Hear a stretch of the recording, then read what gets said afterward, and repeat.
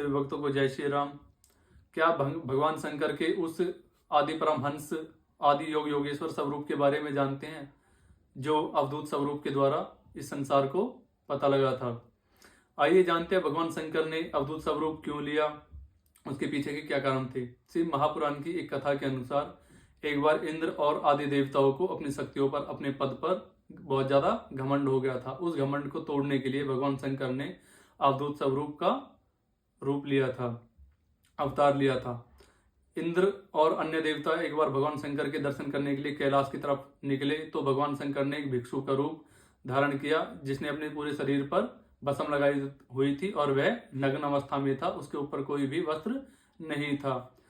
तो जब इंद्रदेव कैलाश की तरफ निकले तो उनके रास्ते में वह भिक्षु खड़े हो जाते हैं और इंद्रदेव उनसे उनका परिचय पूछते हैं, बार बार परिचय पूछते हैं, लेकिन वह भिक्षु उन्हें कोई उत्तर नहीं देते हैं। तो इस बात पर इंद्रदेव को बहुत ज्यादा क्रोध आ जाता है।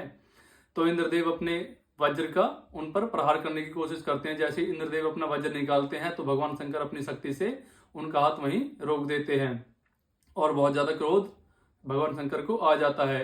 उनकी लाल आंखों को देखकर देवगुरु बृहस्पति को इस बात का आभास हो जाता है कि ये कोई भिक्षु नहीं है, स्वयं शंकर भगवान है। तो देवगुरु बृहस्पति इंद्रदेव से कहते हैं कि ये भगवान शंकर है और तुम इनके स्वरूप को पहचानो और इनसे क्षमा याचना कीजिए। जब इंद्रदेव क्षमा याचना करता है तो भगवान शंकर उनसे कहते हैं कि जो आपको आपका पद दिया गया हुआ है, जो आपको शक्तियां मिली हुई है, इन शक्तियों का आप दुरुपयोग ना करें। भगवान शंकर ने अपने अवधूत स्वरूप का अवतार इसलिए दिखाया इस संसार को ताकि लोग उनकी माया को समझ सके, क्योंकि भगवान शिव खुद परमहंस है, आदि योग योगेश्वर भगवान शिव हैं। वो हमेशा तपस्या में लीन रहते हैं और इस संसार के संतुलन बनाए रखने के लिए अलग अलग प्रकार की लीलाएं करते हैं। जब भगवान शंकर ने अवधूत स्वरूप लिया और इंद्रदेव का और अन्य देवताओं का घमंड तोड़ा तो उनकी आंखें बहुत ज्यादा लाल हो गई थी। उन आंखों से एक तेज प्रकट हुआ जो इस संसार को जलंधर के रूप में दिया गया।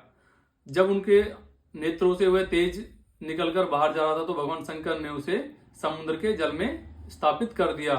उस तेज से एक राक्षस का जन्म होता है जिसे जलंधरनाथ के नाम से जाना जाता है। यही भगवान शंकर के आदि योग योगेश्वर और परमहंस स्वरूप, जिसे अवधूत स्वरूप कहा जाता है, जो हमेशा योग और तपस्या में लीन रहते हैं, जो शांति का प्रतीक है, यही अवधूत स्वरूप की कहानी है।